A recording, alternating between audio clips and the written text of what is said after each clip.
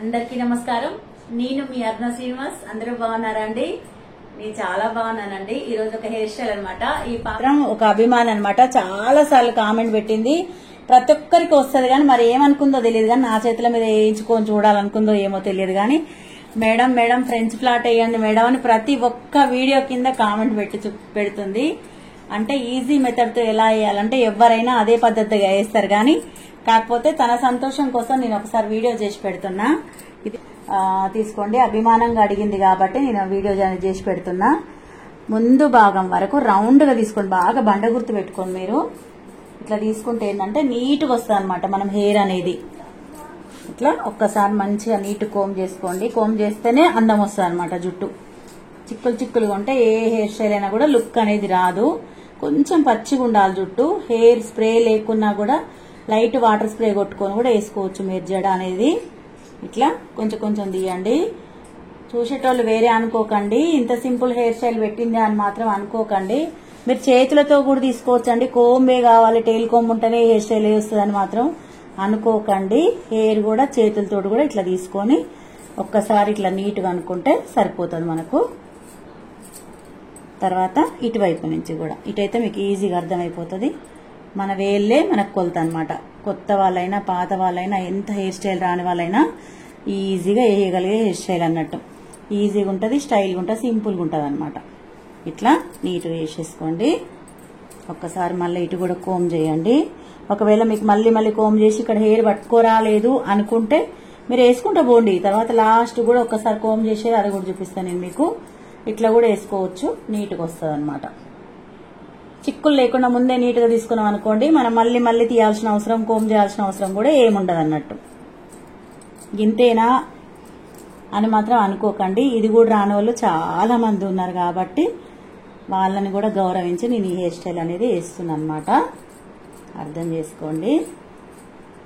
ఇట్లా ఒక్కసారి కొంచెం టైట్ లాగి పట్టండి. చివరికి వచ్చినాక లూజ్ అవుతుంది జుట్టు. కొంచెం కొంచెం గట్టిగా లాగి పట్టేసేయండి. చిక్కులు అనేవి మాత్రం ఉండొద్దు. మళ్ళీ మళ్ళీ చెప్తున్నా, చిక్కులు ఉంటే ఏంటంటే జుట్టు అందంగా రాదు. ప్లస్ హెయిర్ స్టైల్ సగం లేయగానే నొప్పి లేస్తుంటుంది. మనం లాగి చిక్కులు తీసుకోలేం కాబట్టి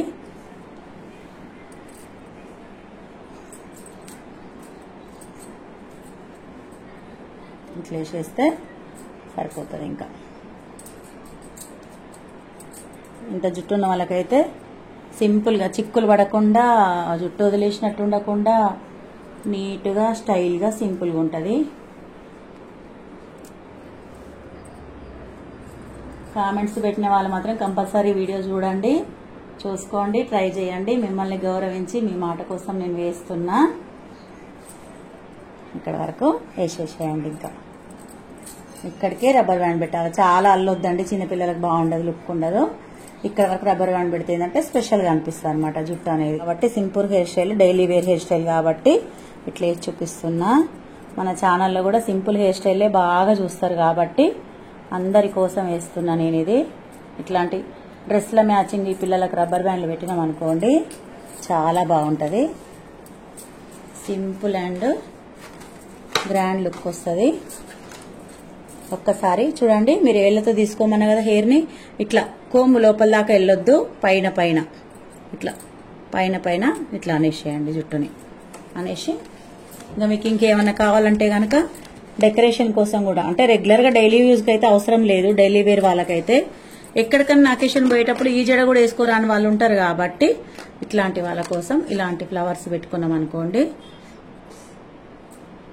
ఇట్లా పెట్టేస్తే లుక్ వేరే ఉంటుంది అనమాట. తెలిసిందే, కాకపోతే నాతో వేయించుకోవాలని, నాతో నేను వేసింది చూడాలని కోరికుంది కాబట్టి వేసాను అనమాట. అర్థమైంది కదండి.